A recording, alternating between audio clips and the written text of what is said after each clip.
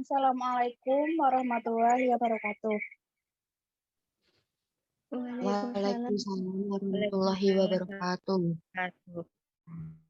Siang anak-anak, bagaimana kabarnya pada pagi hari ini? Apakah sehat? Alhamdulillah sehat, Ibu. Alhamdulillah sehat, Ibu. Sehat, Bu.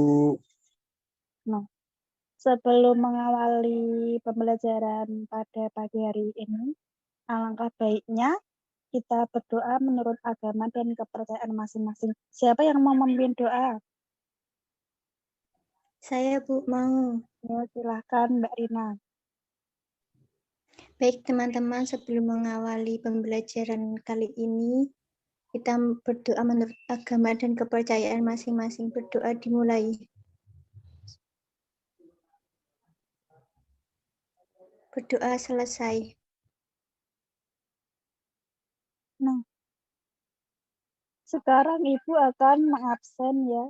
Yang pertama, Mbak Ratih,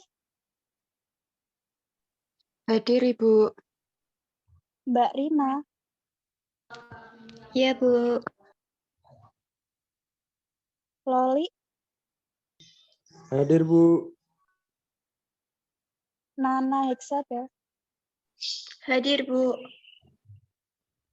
Prahesti. Hadir, Bu. Nah, alhamdulillah hari ini hadir semua ya anak-anak. Iya, Ibu, hadir. Nah, pada pagi hari ini kita akan belajar bahasa Indonesia dan PPKN.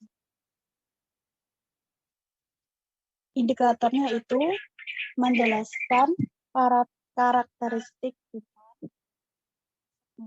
berdasarkan agama.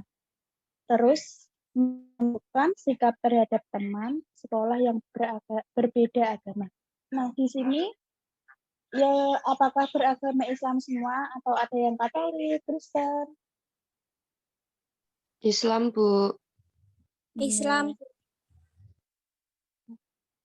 Nah, di sini itu akan menjelaskan yaitu contoh sikap kepada teman yang jatuh sementara teman tersebut berbeda agama. Nah, contoh Mbak Ratis jatuh dari sepeda.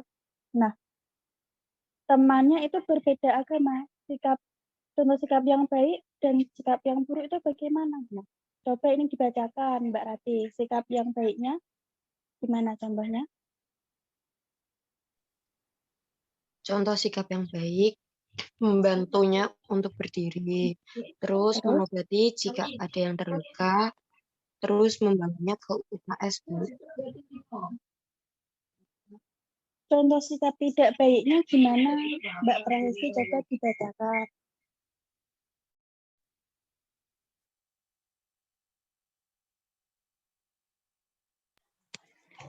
Contoh sikap tidak baik yaitu satu, tidak peduli, tidak mau membantu dan menertawakan.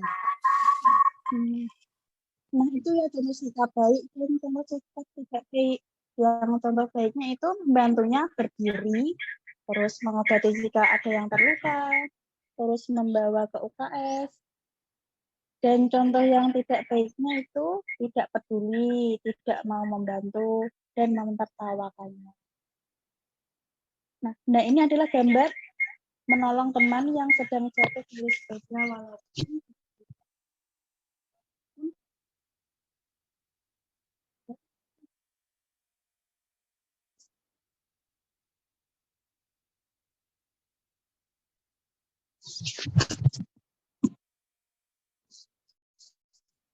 Nah, yang muatan tadi yang kedua yaitu bahasa Indonesia. Indikatornya itu menyebutkan kata sapaan dalam dongeng, terus menjelaskan penggunaan kata sapaan dalam dongeng. Nah, apa sih itu kata sapaan? Nah, kata sapaan adalah kata-kata yang dapat digunakan untuk menyapa, menegur, menyebut orang kedua atau siapapun yang tidak ingin diajak bicara.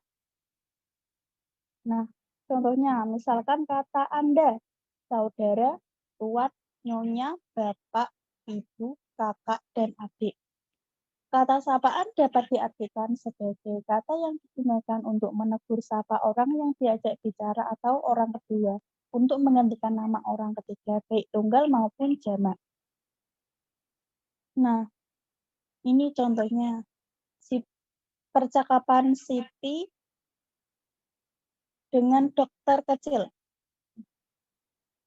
Tadi kan ada teman yang terjatuh, dia berbeda agama.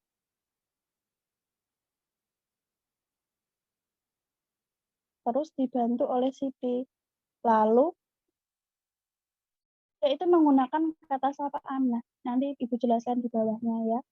Nah, Siti ini bertanya kepada dokter kecil, apakah teman saya baik-baik saja, dok? Nah, lalu dokter kecil menjawab, Dayu akan baik-baik saja, Siti. Kami segera mengobati dan mengompres lukanya agar tidak memar. Bagaimana kejadiannya? Kenapa Dayu bisa terjatuh? Tanya dokter kepada Siti.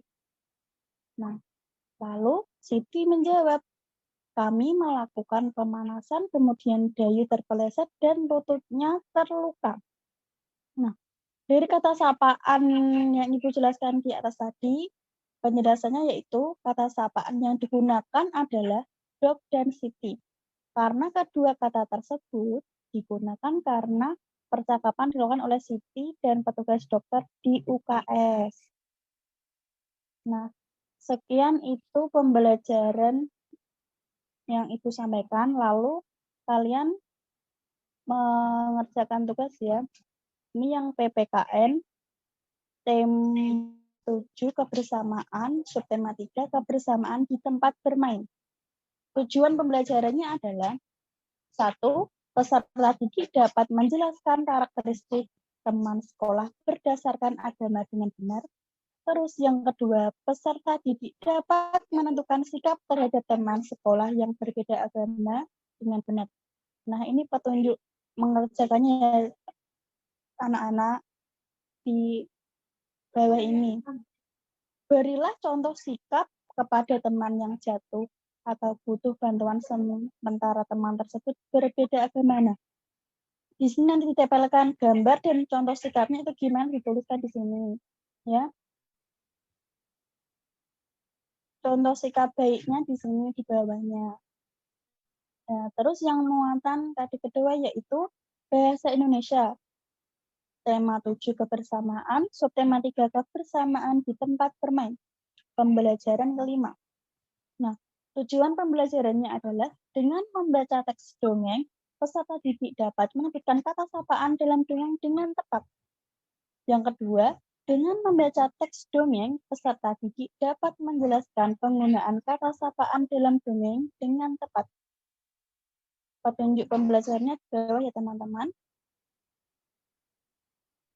Nah, di sini nanti kalian disuruh membuat percakapan antara Siti dan dokter kecil yang menanyakan kejadian jatuhnya Dayu.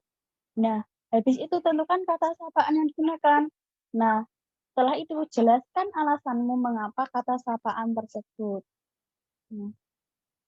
Sekian materi yang dapat Ibu sampaikan pada pagi hari ini. Apakah ada pertanyaan?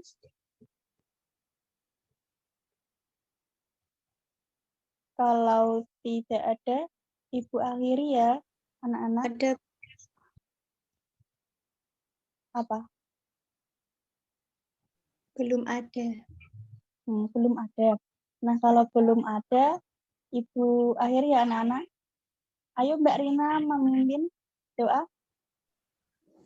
Baik teman-teman, pembelajaran hari ini sudah selesai. Mari kita berdoa untuk mengakhiri pembelajaran hari ini. Berdoa dimulai.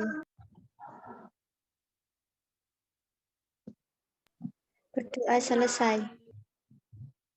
Alhamdulillah. Ya, itu akhirnya anak-anak. Wassalamualaikum warahmatullahi wabarakatuh.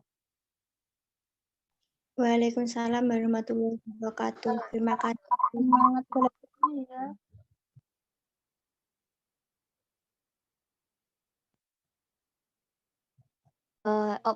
Catatan observer untuk Mbak Rahmita, yaitu cara mengajarnya sudah terstruktur, kemudian interaksi dengan siswanya sudah berjalan dengan baik, kemudian tetapi guru lebih terpacu ke bahan ajarnya.